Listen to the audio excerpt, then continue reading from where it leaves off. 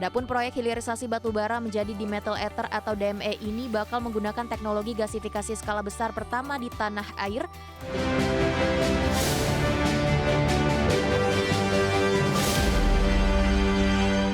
Pemirsa, Presiden Republik Indonesia Prabowo Subianto meresmikan peletakan batu pertama atau groundbreaking sebagai tanda dimulainya pembangunan 13 proyek hilirisasi nasional fase 2 senilai 116 triliun rupiah.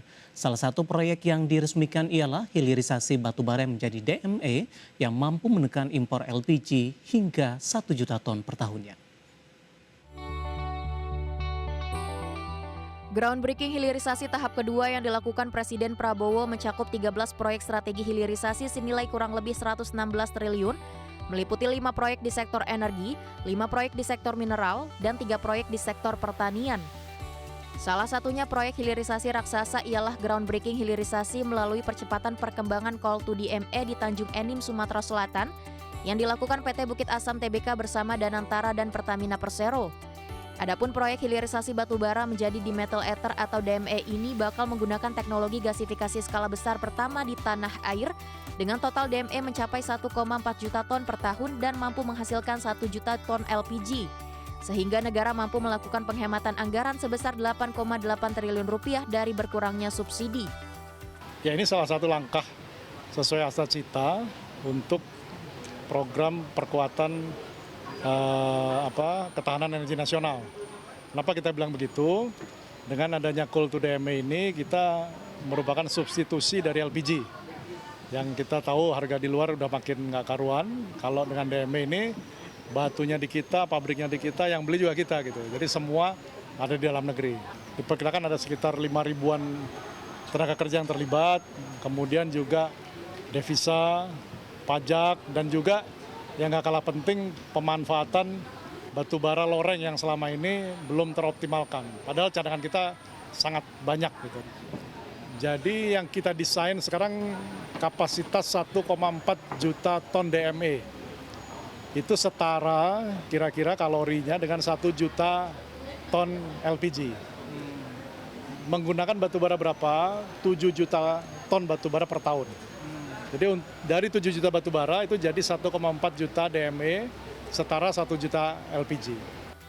Tak hanya meningkatkan ketahanan energi nasional, langkah hilirisasi ini mampu meningkatkan multiplier efek ekonomi bagi masyarakat nasional dan daerah, di mana proyek ini mampu menyerap hingga 5.300 tenaga kerja, peningkatan devisi dan pajak hingga mampu meningkatkan pemanfaatan batu bara low rank yang selama ini belum optimal. Saya bahagia, listrik kita sudah terpenuhi. Boleh dikatakan 100%. Kedua, minyak BBM maksudnya dengan gejolak global ini kita bisa berkontribusi melalui B50 dengan kelapa sawitnya. Nah, hari ini lebih bahagia lagi bahwa ternyata PT BA, PT Bukit Asam ditunjuk oleh pemerintah sebagai salah satu BUMN yang berada di Sumatera Selatan ini menjadi perusahaan yang mengkonversi batu bara menjadi LPG. Nah, ini tentu akan menjawab dari seluruh kebutuhan nasional. Dari Tanjung Enim, Kalimantan Selatan, Ade Firmansyah, Muhammad Khairuddin, IDX Channel.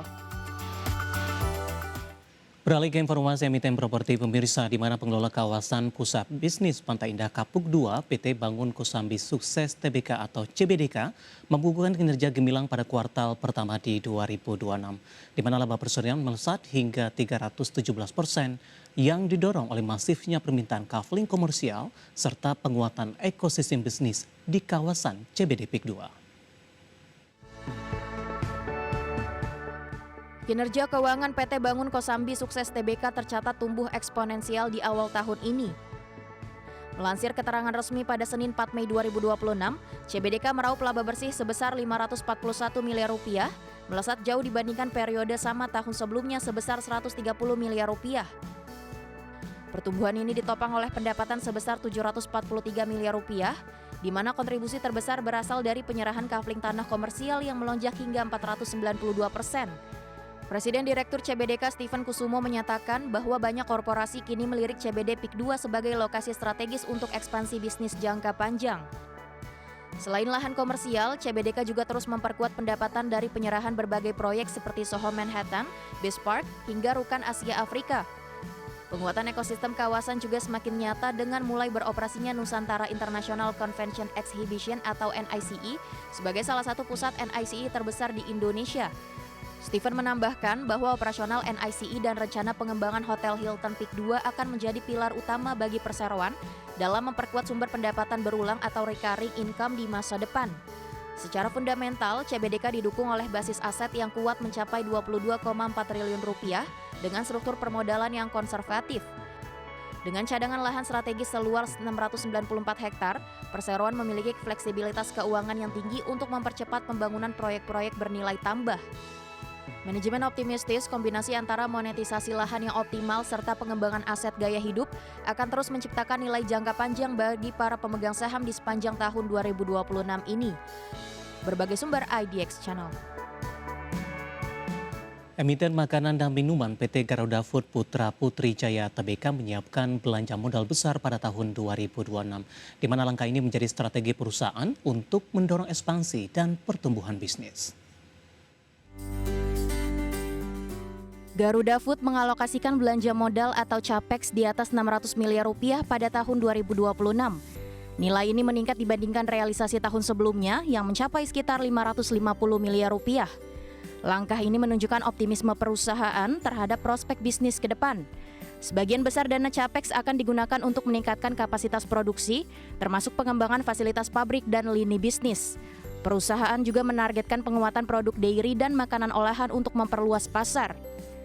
Selain ekspansi capex juga dialokasikan untuk efisiensi operasional, termasuk investasi energi terbarukan dan teknologi produksi yang lebih hemat biaya. Langkah ini diharapkan mampu menekan biaya dan meningkatkan daya saing perusahaan. Perusahaan juga menyiapkan investasi untuk pengembangan distribusi, termasuk pembangunan gudang dan infrastruktur logistik di berbagai wilayah. Hal ini bertujuan untuk meningkatkan jangkauan pasar dan efisiensi penyaluran produk. Manajemen menilai peningkatan capex mencerminkan keyakinan terhadap pertumbuhan bisnis pada 2026. Meski demikian, perusahaan tetap mewaspadai kenaikan biaya bahan baku yang dapat menekan margin laba. Dengan penambahan investasi ini, Garuda Food menegaskan komitmen untuk terus bertumbuh dan memperluas bisnis. Ekspansi produksi dan distribusi diharapkan menjadi pendorong kinerja perusahaan dalam jangka panjang. Berbagai sumber IDX Channel. Emiten retail bahan bangunan PT Catur Karda Depo Bangunan Tbk terus mengenjot ekspansi bisnis, di mana perusahaan membidik pembukaan gerai baru di luar Pulau Jawa untuk mendorong pertumbuhan, di mana langkah ini sekaligus menjadi upaya memperluas pangsa pasar di tengah persaingan industri retail yang semakin ketat. PT Catur Karda Depo Bangunan Tbk menyiapkan ekspansi gerai baru pada tahun 2026 dengan fokus di wilayah luar Pulau Jawa. Langkah ini diambil karena potensi pasar di luar Jawa dinilai masih besar dan menjanjikan. Selain itu, pertumbuhan sektor properti dan infrastruktur di berbagai daerah menjadi pendorong utama permintaan bahan bangunan. Manajemen menyebut hingga saat ini perusahaan sedang mematangkan persiapan pembukaan gerai baru di sejumlah lokasi potensial. Proses ini meliputi pemilihan lokasi strategis, perizinan, serta penyesuaian konsep toko sesuai karakter pasar daerah. Dengan strategi ini, perusahaan berupaya memaksimalkan daya tarik gerai sejak awal operasional. Untuk mendukung ekspansi tersebut, Depo menyiapkan belanja modal atau capex sekitar 130 miliar rupiah pada tahun 2026. Dana ini digunakan untuk pembukaan gerai baru serta peningkatan fasilitas operasional. Selain itu, investasi juga dialokasikan untuk sistem teknologi dan manajemen persediaan agar operasional lebih efisien. Meski melakukan ekspansi, perusahaan mengakui kondisi pasar saat ini masih menantang. Perubahan pola konsumsi dan pergeseran momentum musiman turut memengaruhi kinerja di awal tahun. Selain itu, fluktuasi harga bahan baku dan daya beli masyarakat juga menjadi faktor yang perlu diantisipasi. Di tengah tantangan tersebut, permintaan untuk renovasi dan pembangunan dinilai masih terjaga. Segmentasi pasar retail individu dan proyek skala kecil menjadi kontributor utama penjualan. Tren perbaikan rumah dan properti existing turut menjadi penopang kinerja bisnis hingga akhir tahun.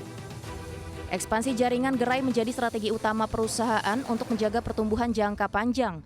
Dengan penetrasi ke pasar baru, Depo berupaya memperluas jangkauan dan meningkatkan daya saing di industri retail bahan bangunan.